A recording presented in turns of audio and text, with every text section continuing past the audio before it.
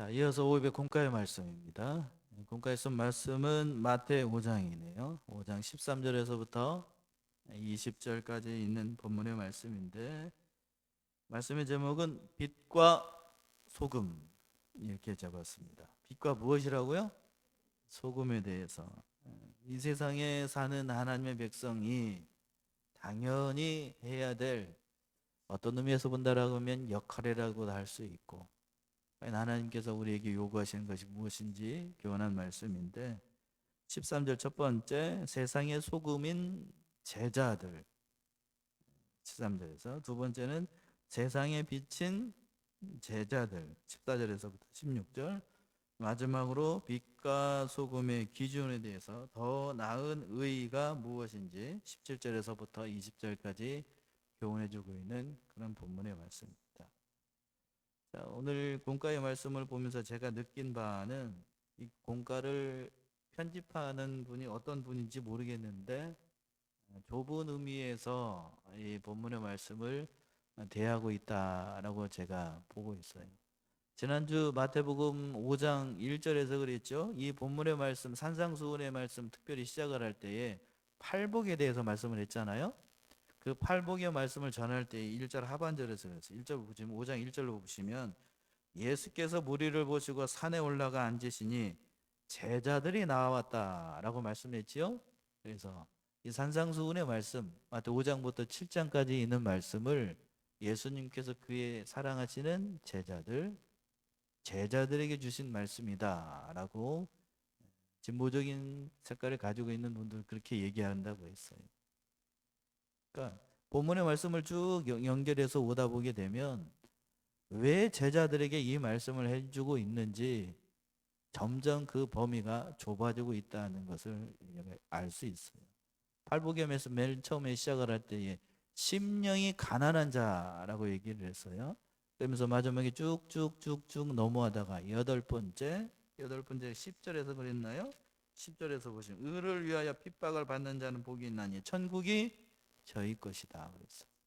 즉 하나님의 일을 위하여서 핍박을 받는 자들이 복이 있다라고 얘기해요.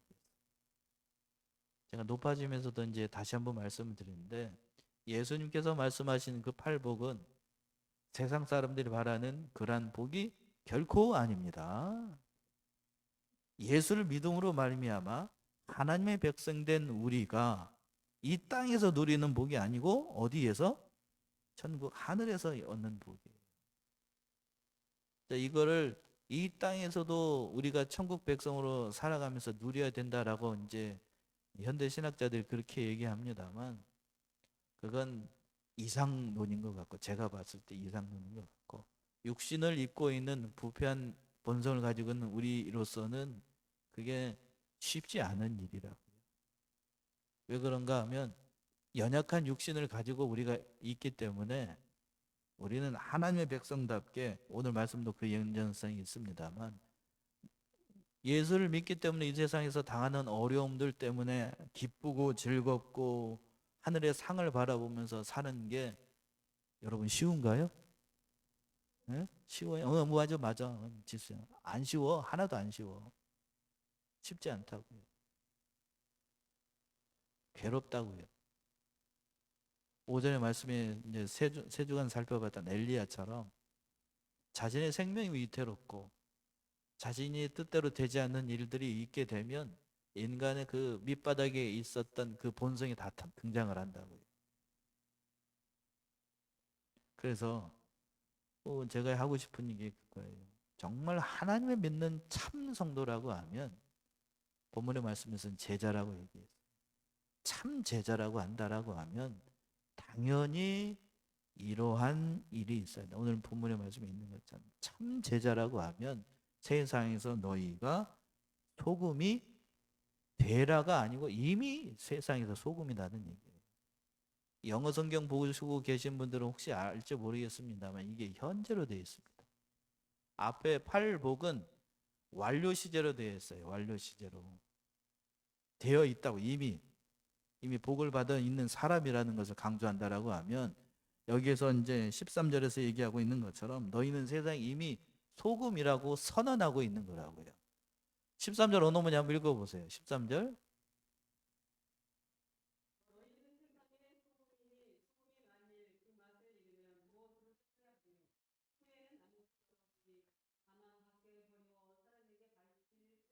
너희는 세상의 소금이니.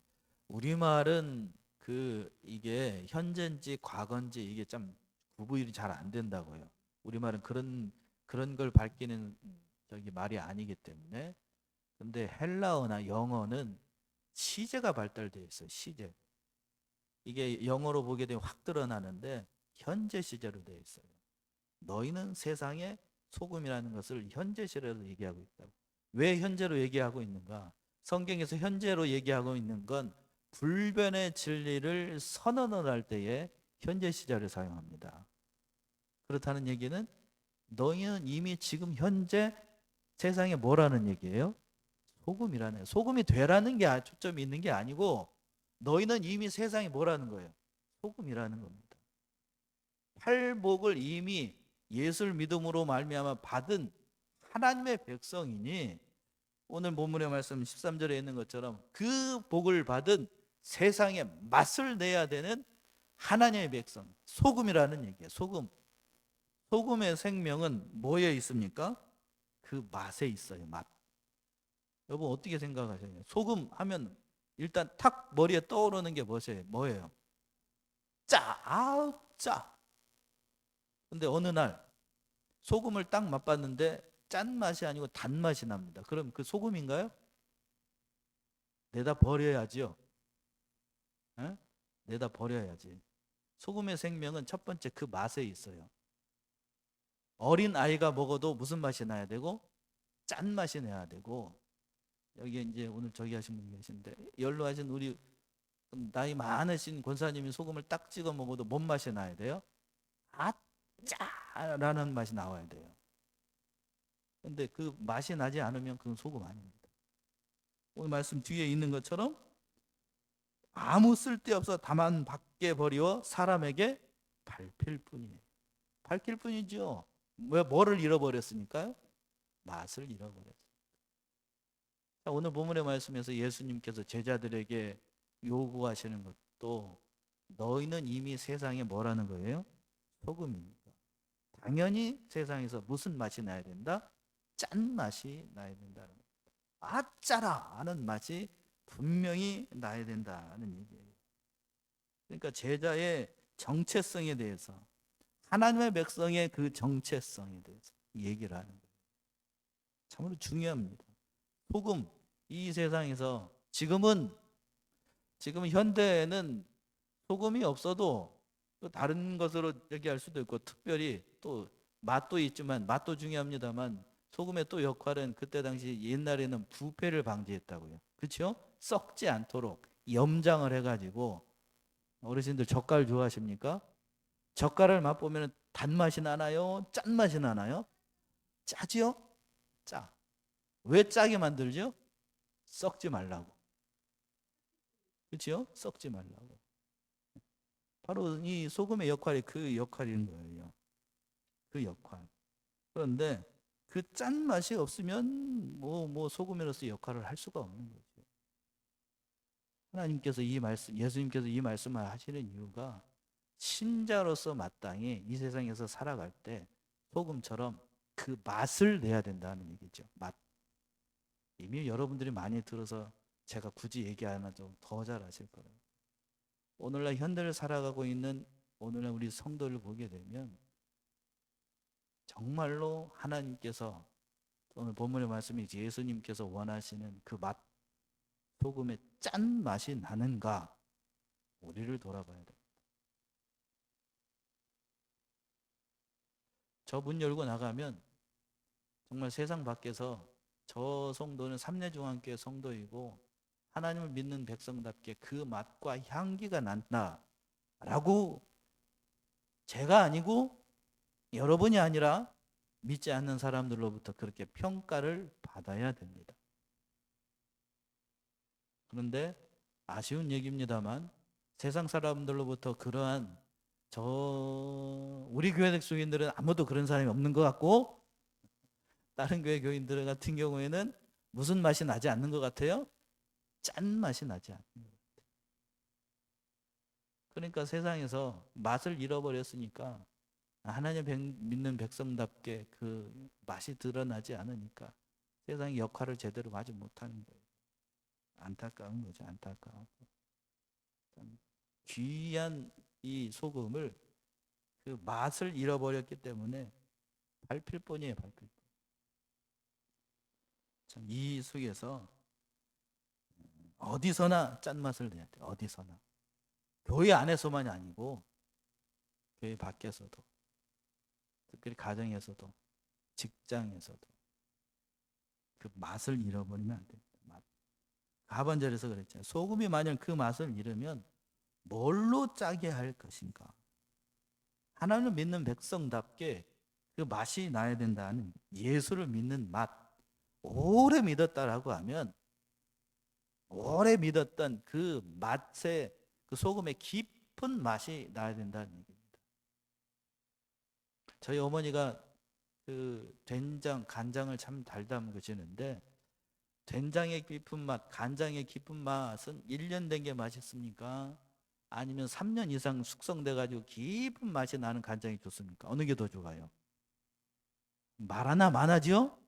간장과 된장과 고추장은 어떻게 될수록 오래 묵을수록 맛이 있습니다. 갑자기 강된장이 생각이 나네요. 강된장. 저도 여기 고향이 정읍이라서 밥맛이 없으면 제가 그 막된장이라고 얘기해요. 여기서는 강된장이라고, 어느 저기 서울에 올라가니까 거기는 그 사람들은 강된장이라고 그러더라고. 아무튼 뭐가 됐든지 그저 밑에서 이렇게 탁탁 털어가지고 어머니가 밥맛이 없다 그러면 제가 그 된장, 그 막된장으로 한 그 찌개를 굉장히 좋아하거든요. 저 밑에 밑바닥에 있는 한 숟갈 퍼가지고 뭐라고 얘기를 해야 될까? 아무튼 나이 드신 분들은 알까? 파 조금 넣고 아주 되직하게 찌개가지고 밥을 해가지고 이렇게 거기다 위에다가 탁 해가지고 비벼서 주는 게 아시죠? 그 맛 아시죠? 네. 그러면 입맛이 확 돌아옵니다. 그 맛, 그 맛을 내라는 그 맛. 성도로서의 그 깊은 맛이 나야 되는데 오늘날에는 그 깊은 맛을 내는 성도들이 꽤 많지 않아요. 얄팍해요. 얄팍해.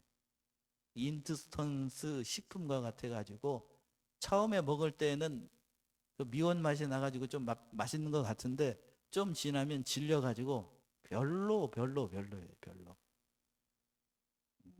인스턴트 식품을 현대 성도들이 많이 좋아해서 그런지 모르겠습니다만 조금 사귀어보면, 이런 얘기는 하면 안 되는데, 조금 교제해보면 처음에는 좀 믿는 것 같고 맛이 좀 있는 것 같은데 오래 지나다 보면 1년 지나고 2년 지나고 이제 본성이 나타나잖아요. 저도 알고 여러분도 저를 알고 그쯤 되게 되면 그 깊은 맛이 나는 게 아니고 맛이 떨어져 가지고 아무 맛도 나지 않는 그러한 지경이 된다. 그런 사람 되지 말고 오늘 본문의 말씀에서 그 얘기예요. 정말 성도로서의 그 깊고 깊은 맛, 누구나 사모할 만한 그 신앙의 깊은 맛을 내라는 얘기예요. 내지 않으면 어떻게 되는가? 그 하반절에 있죠? 후에는 아무 쓸데없어 밖에 버리워 사람에게 어떻게 된다고요? 밟힐 뿐이라는 얘기입니다. 오늘날 기독교가 그래요. 맛을 내지 못하니까 세상 사람들로부터도 조리와 멸시거리가 돼가지고 밟힙니다. 밟힙니다. 오늘 예수 믿는 성도들이 기독교 신자라고 얘기 안 하고, 감히 좀 듣기 거북합니다만 앞에 뭐가 붙죠? 개가 붙어요. 개. 뒤에 말은 차마 제가 뭐 얘기 못 하겠고. 왜 그렇지요? 우리가 뭐를 내지 못해서? 맛을 내지 못해서. 비아냥조로 하는 말이 세상 사람들이 그렇게 얘기를 합니다. 전도하게 되면 예수 믿고 천국 갑시다 라고 하면 다른 사람들이 그렇게 얘기를 한다고. 네가 예수 믿고 천국 가면 나는 예수 안 믿고 어디 가겠다? 만국을 가겠다. 그렇게 얘기를 한다. 그건 뭐예요? 우리가 그동안 어떻게 살았다는 얘기예요? 잘못 살았다는 얘기죠. 잘못 살았다. 그 얘기를 지금 첫 번째 예수님께서 하고 있어요. 너희는 당연히 소금이니까, 세상의 소금이니까 짠 맛을 내야 되는데 그 맛을 잃어버린 성도들이 되어서 참으로 하나님의 이름이, 예수의 이름이 세상 사람들로부터 조롱을 받는 신세가 되었으니 참으로 경계하고 경계해야 돼요.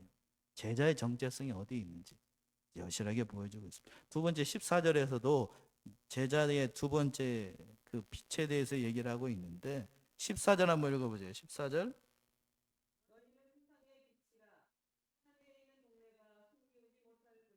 너희는 세상의 빛이라. 여기도 마찬가지예요. 영어로 보게 되면 이게 현재로 되어 있다고. 그러니까 이미 성도는 세상에 무엇이고 소금이고 세상에 뭐라는 얘기예요? 빛이에요. 빛이 되라, 소금이 되라가 아니고 이미 예수를 믿어서 빛이 되었으니까 당연히 짠 맛이 나야 되고 당연히 빛이 나와야 되는데 빛이 나오지 않고 짠 맛이 나오지 않는다는 얘기는 그 사람이 돌아가게 되면 예수 믿는 사람이 아닌가 보다는 거죠. 잘못된 거죠. 잘못된 거. 그러니까 이 세상에서 우리의 본질이 무엇인지, 신앙이라는 것이 무엇인지를 다시 한번 깨닫게 되는 거예요. 이 세상에 예수를 믿는 그리스도인들이 세상에 존재하는 이유가 무엇인지를 당연히 얘기하고 있는 거예요. 내가 가면, 여러분이 가면 그곳이 빛이 나야 됩니다. 짠 맛이 나야 되고. 그러나 오늘날 성도들 보게 되면 짠 맛이 나지 않고 빛을 비추지 못하고 있는 겁니다.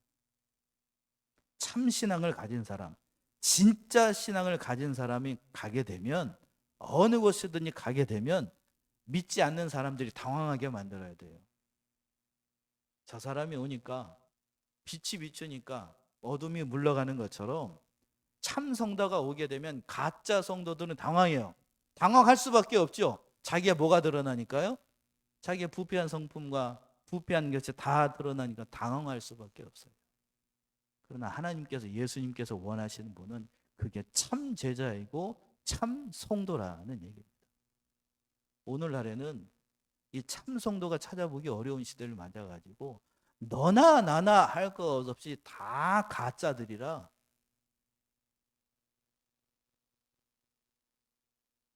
참 안타까워요. 안타까워. 성도들만 그럴까? 부끄러운 얘기입니다만 제가 목사 안수를 받고 이 세계에 들어오니까 진짜 목사도 많습니다. 진짜 목사도 정말 많은데 진짜 목사가 있는 반면에 또 무슨 목사도 있더라? 이런 얘기를 하면 집사람은 제발 그런 얘기는 하지 말래. 스스로 자기 깎아먹는 얘기를 하지 말라고 그러는데 성도들만 계속 머리통 얻어맞는 것 같으니까 저도 머리통 얻어맞았지. 오늘날에도 가짜 선지자, 거짓 선지자들이 얼마나 많은지 알 수가 없다. 참 부끄러운 일입니다. 부끄러운 일. 그런 자가 되지 말고 참 성도가 돼야 된다는 얘기예요. 15절 돌아와서 15절 보시면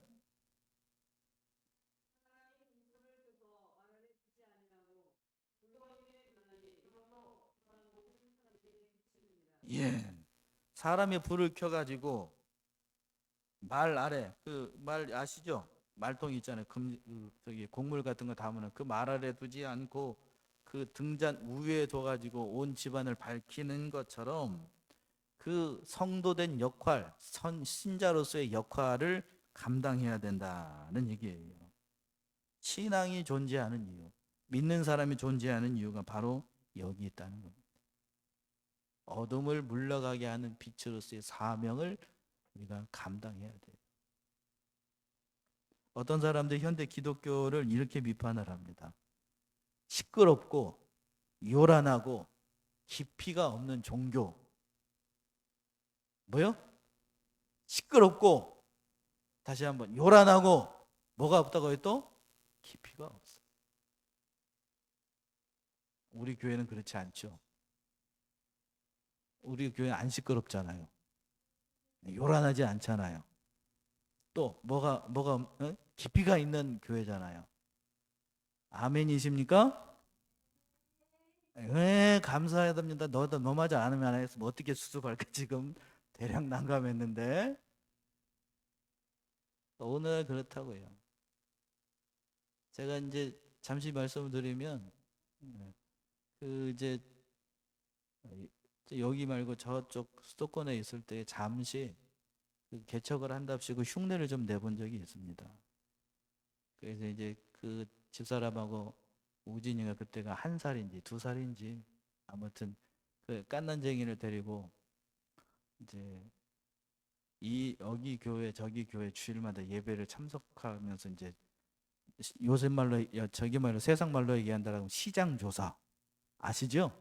어떻게 해야 될 건지 알아야 되니까 여기 교회 저기 교회를 이렇게 한 1년 가까이 반년 가까이 이제 1년 가까이 돌아다녀 본 적이 있어요. 제가 내린 결론은 이거예요, 이거. 어느 사람이 얘기했던 것처럼 시끄럽기만 하고 또 뭐 하기만 하고 요란하기만 하고 뭐는 없고 깊이는 없는.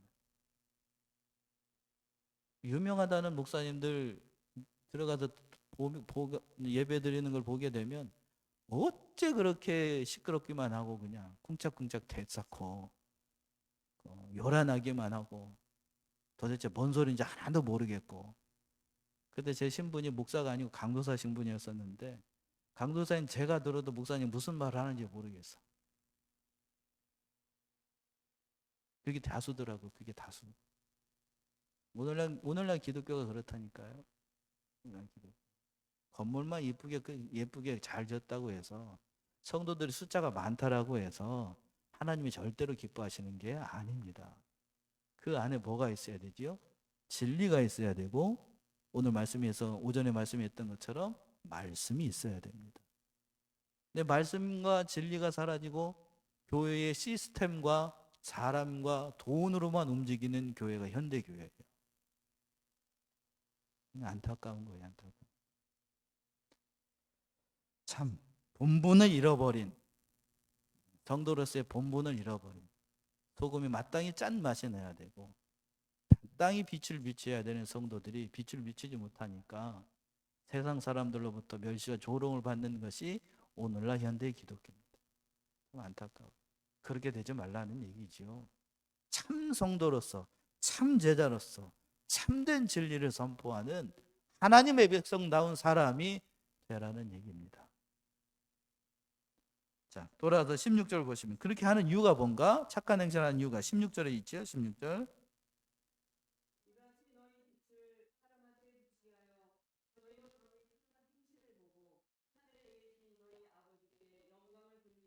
예, 이같이 너희의 빛을 사람 앞에 비추게 하여 저희로 너희 착한 행실을 보고 하늘에 계신 너희 아버지께 뭐를 돌린다고요? 영광을 돌립니다. 이게서 이 세상 이 말씀이 하나님의 백성으로서 이 땅에 살아가는 궁극적인 이유예요. 사람 앞에 빛을 비춰가지고 저희로 너희의 착한 그 모든 행실을 보고 하나님께 돌아오도록 하는 거. 이게 전도의 이유죠. 전도의 이유고 하나님께서 하나님 백성을 살리시는 이유라고 하는 얘기입니다. 지금 이제 3월 달에 돼가지고 이제 3월 저기 지나게 되면 4월 초가 될지 3월 초가 될지 모르겠습니다. 전도하는 일도 이제 본격적으로 저도 할 거고 여러분도 같이 협력해서 할 겁니다. 그 일을 할 때에 정말로 우리가 하나님을 믿는 백성답게 입으로만 하지 말고 뭘로? 행실로 사람 앞에 빛을 비춰서 나의 착한 행실을 보고 옆에 있는 사람 특히 가장 가까운 사람을 전도할 수 있는 비결은 말이 아니고 행실입니다. 행실. 사랑하는 남편 그리고 사랑하는 아내 그리고 사랑하는 자식을 전도하는 건 말이 아니고 뭐라고요? 행실입니다. 행실. 정말로 중요합니다. 특히 가까운 사람일수록 더 어려워요. 왜? 내가 연약한 존재이기 때문에 내가 말씀대로 못 살아. 말씀대로 못 사는다는 것을 너도 알고 다른 사람도 알아요. 그러니까 그 모습을 보고 내가 당신이 예수를 믿는 것 보고서는 도저히 예수를 믿을 수 없다라고 얘기하는 사람들이 많다니까요. 한 가지 더 얘기를 할까요? 한 가지만 더 얘기를 할게요. 전에 그 어느 교회에서 이제 제가 이제 부교육자로 심호를 할 때에 그 집사님이 이제 신학을 할 생각을 하고, 여자 집사님이에요. 여자 집사님이 신학을 한다고 얘기를 하면서 이제 남편하고 이제 저녁 식사를 하는데 남편한테 그 얘기를 했대요. 저녁은 이제 거의 먹을 때쯤 돼가지고 남편한테 얘기했답니다. 여보, 이제 내가 이제 신학을 해서 하나님의 일을 감당을 해야 되겠어요. 얘기했더니 남편이 밥을 먹다가 숟가락을 딱 내려놓으면서 한마디를 하더래요. 두자입니다. 두자. 우리말로 두자. 뭐라 그랬을까요? 퀴즈입니다. 두자. 우리말로 두 글자. 두자. 뭐라 그랬을 것 같아요? 네가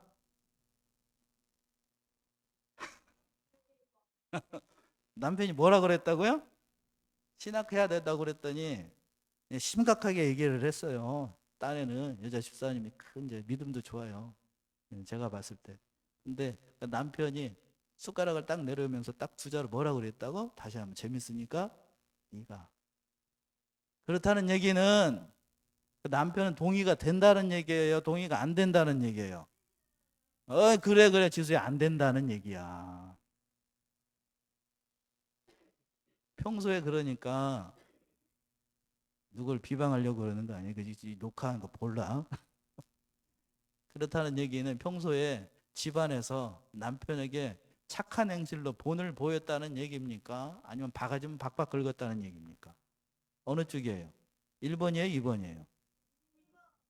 1번 아니지, 2번이지. 그러니까 그런 얘기가 나오는 거예요. 그렇게 살면 안 됩니다. 그렇게 살면 안 돼. 자, 거기까지만 하고 이제 세 번째, 빛과 소금의 기준에 대해서는 공과를 얘기하고 있는데 예수님께서 이 말씀을 하시는 이유를 살펴보고 말씀 마칠게요. 17절 보시면 돌아서.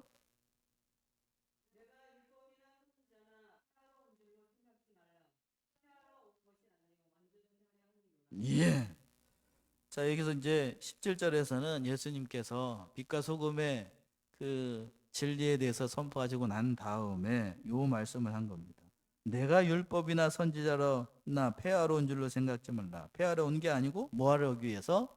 온전케 하기 위해서 이 땅에 예수님이 오셨다는 얘기예요. 자, 이 말씀은 율법의 모든 요구를 예수님께서 십자가에서 돌아가심으로 말미암아 그 모든 율법의 요구를 성취하셨어요. 성취하셨다고. 그래서 예수님께서 죽으심으로 말미암아 율법의 모든 요구를 이루셨기 때문에 율법이 폐해진 건 어떤 의미에서 맞다고요. 율법이 폐해졌다는 얘기는 율법이 요구하는 의식적인 율법으로서의 그 율법이 요구하는 모든 것들은 다 성취가 됐기 때문에 그 성취된 말씀들을 이제 더 이상 지킬 필요가 없어지게 됐다는 얘기입니다. 폐해졌다는 말이 그거예요. 성취가 됐기 때문에 우리는 더 이상 그 율법이 요구하는 걸 지킬 필요가 없는 거예요. 의식적인 율법이. 의식적인 율법이 뭔가 하면 구약에 있었던 제사 드리는 그 모든 것들은 예수님께서 다 십자가상에서 다 이루셨기 때문에 더 이상 우리는 동물 주일에 올 때마다 동물 끌고 와가지고 제사장의 머리 위에다 올려놓고 각을 뜨고 그렇게 할 이유가 여러분 없습니다. 만약에 의식적인 율법으로서 폐해지지 않고 성취되지 않았다라고 하면 여러분 주일마다 교회 올 때 다시 한번 생각해 봐야 돼. 차 타고 오는 게 아니라 여러분 날마다 양 끌고 와야 되고 주일마다 염소 끌고 와야 되고 뭐 끌고 와야 되고 다 끌고 와야 돼. 주차장이 필요한 게 아니라 이제 그렇게 되면 여기에 뭐가 필요한 거예요? 다 말뚝이 다 필요하다고. 다 말뚝. 저는 주일마다 이 깨끗한 양복이 아니고 날마다 뭐 해야 돼요? 칼로 뭘 봐야 되고 뭐 각을 뜨느라고 아주 그냥 죽을 똥 살 똥을 할 거라.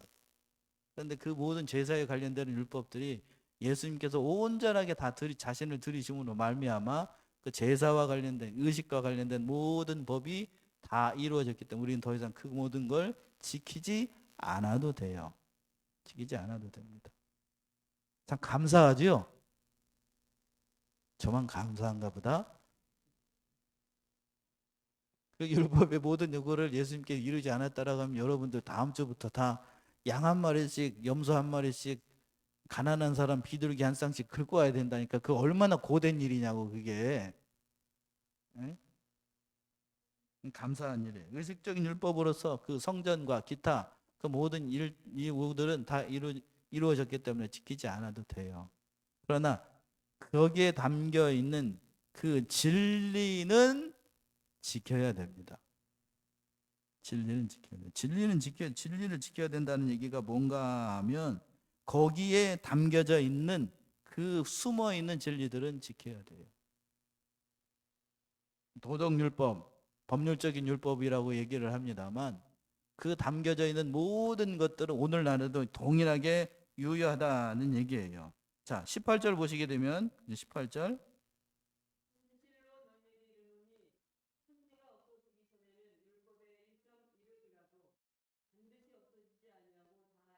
예, 예수님께서 그 모든 율법의 모든 1.1획도 다 이루셨기 때문에 이제는 구약의 의식과 관련된 율법들은 더 이상 지키지 않아도 됩니다. 근데 거기에 담겨져 있는 진리는 제가 지켜야 된다라고 얘기했어요. 무슨 얘기인가 하면 예수 그리스도의 속죄의 피를 가지고 하나님께 나아간다는 것은 반드시 우리가 지킬 필요는 없습니다. 피를 가지고 오지는 않지만 그 피가 예수님의 피라는 사실을 믿어야 된다는 그 진리는 영원히 동일하다는 얘기예요. 아멘이십니까? 예수님께서 나의 죄를 대속하시고 십자가에서 모든 죄를 도말하셨다는 사실을 그 믿는 믿음은 오늘날에도 역시 동일하다는 얘기예요. 예수님께서 다 이루셨으니까 얼마나 감사해요.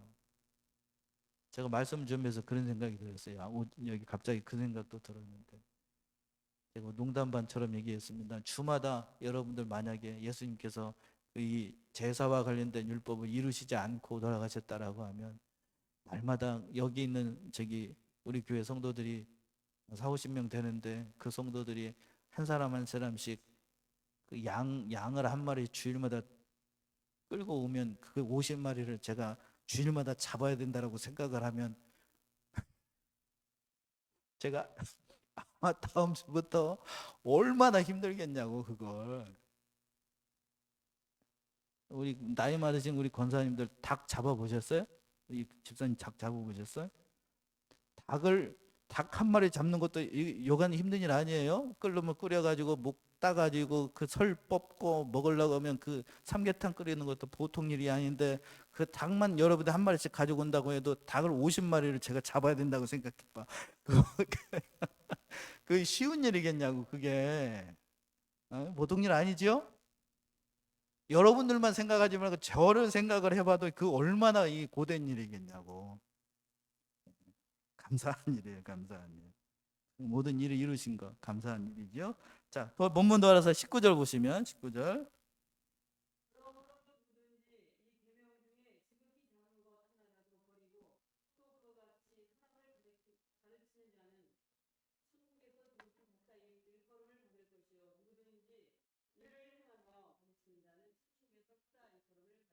예. 계명 중에 작은 것 하나라도 버리지 말고 다 지키면서 행하라는 얘기예요. 그러니까 하나님께서 율법을 주신 모든 것, 앞에서 얘기해서 제사와 관련된 것, 의식과 관련된 것, 음식과 관련된 그런 모든 것들은 다 도말됐어요.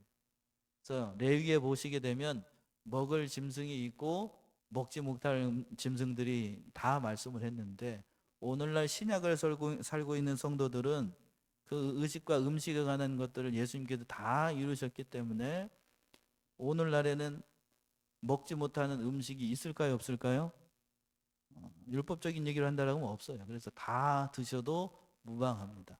다만 사도행전에서 얘기했죠. 모체는 먹지 말고 피체는 먹지 말고 또 어떻게 해야 죽인 거 먹지 말고 목매어 죽인 거 먹지 말고. 그래서 예전에 지금은 그렇게 할 수도 없습니다만 예전에 목매어서 죽인 대표적인 짐승이 있었어요. 그게 뭐지요? 개입니다. 개. 목매어 죽인. 그래서 개고기를 못 먹게 했어요. 지금은 법으로도 못 먹죠. 네. 그래서 지금 이제 올해부터는 완전 먹으면 파는 사람도 먹는 사람도 다 벌금 냅니다. 그래서 요즘 저 보양식 보신탕 집이 다 뭘로 바뀌었냐면 무슨 탕으로? 흑염소 집으로 다 바뀌었어요. 예, 바뀌었는데 음식과 관련된 것도 먹어도 되고 먹지 못하도 되고 그런 게 없어요. 지금 비늘 있는 거나 비늘 없는 거나 다 먹어도 무방합니다. 그래서 한국 사람들 대표적으로 이제 운전할 때 졸리면 먹는 그 있죠. 뭐죠? 짝짝 찢어서 먹는 거. 오징어, 낙지, 문어 없어도 못 먹잖아요. 근데 유대인들은 아직도 오징어나 문어나 그런 거 먹을까요? 안 먹을까요? 안 먹어요.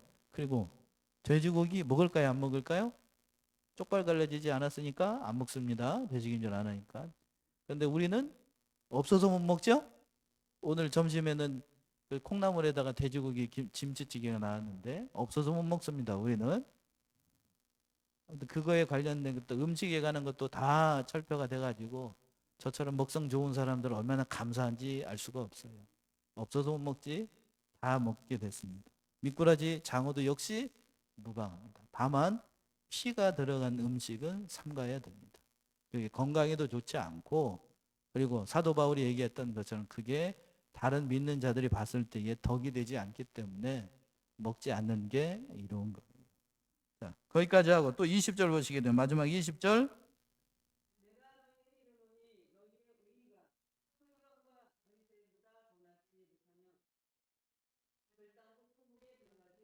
예.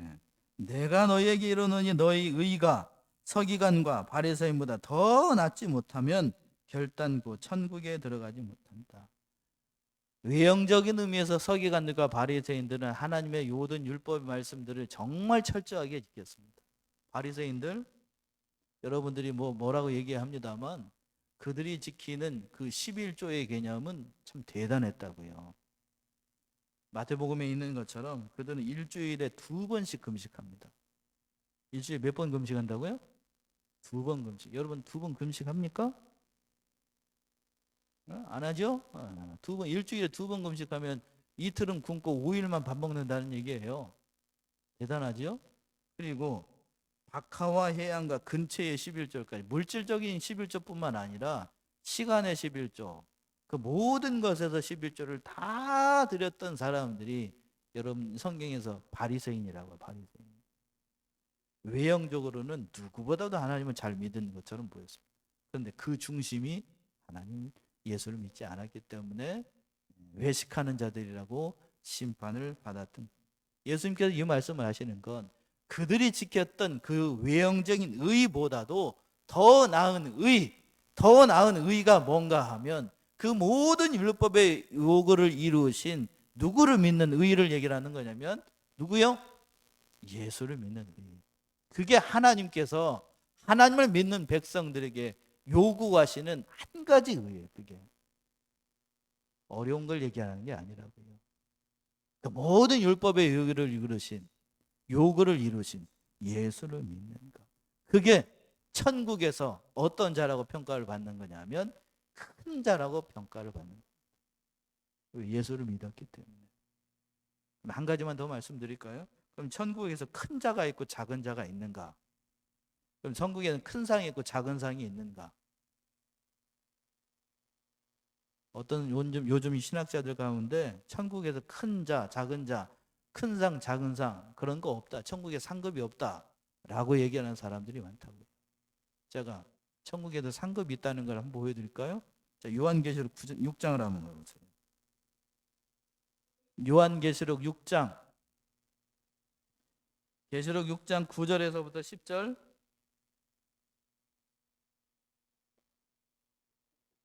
요한계시록 6장 9절에서부터 10절 어느 분이 한번 읽어보셔요.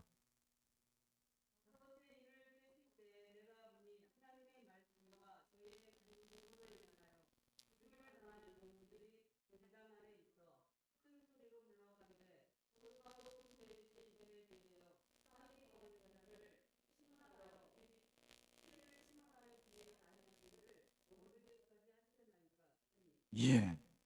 요 말씀이 무슨 얘기인가 하면 다섯째 인을 떼실 때에 사도 요한이 보니 하나님의 말씀과 저희의 가진 증거를 인하여 죽임을 당한 영혼들이 어디 아래 있다고요? 제단 아래. 하나님의 제단 아래에 있어요. 우리 교회로 얘기한다라고 하면, 제가 하나님이라고 하면 하나님의 제단 바로 안에 일찍 죽임을 당한 순교자의 반열이 있었다는 얘기입니다.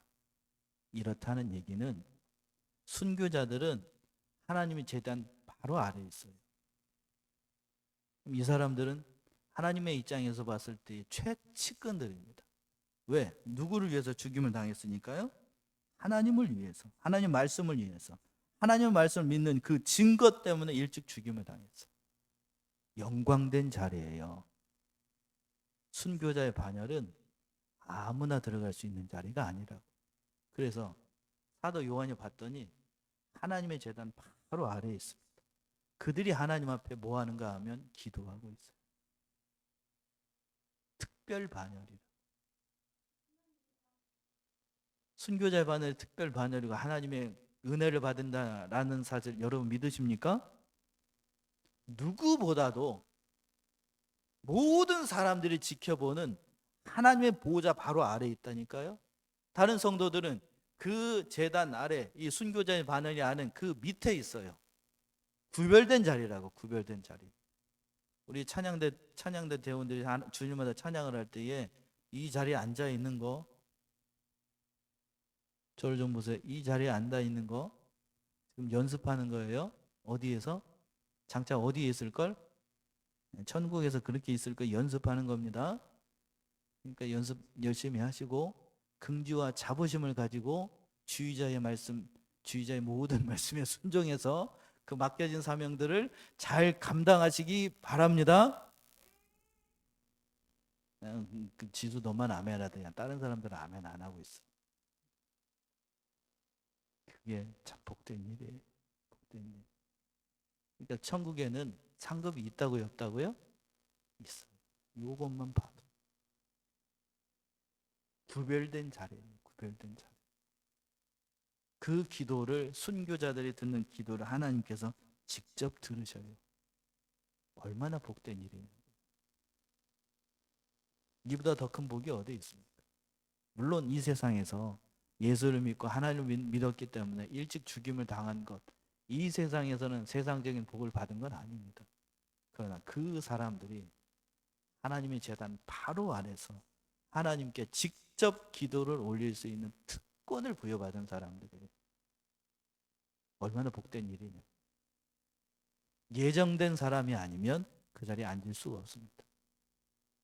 그러니까 이러한 특별한 사람들이라는 사실을 깨닫고 우리도 그러한 믿음 가운데서 살고 오늘 말씀처럼 빛과 그리고 또 뭐라고 그랬죠? 소금. 이미 우리는 빛이고 이미 소금이에요. 세상 사람들이 어떠한 일을 하든지 우리는 이 직분 잘 감당하고 정말 하나님 앞에서 맛을 내고 빛을 비춰나가는 신실하신 주님의 백성들 모두가 되시기를 바랍니다. 기도하겠습니다.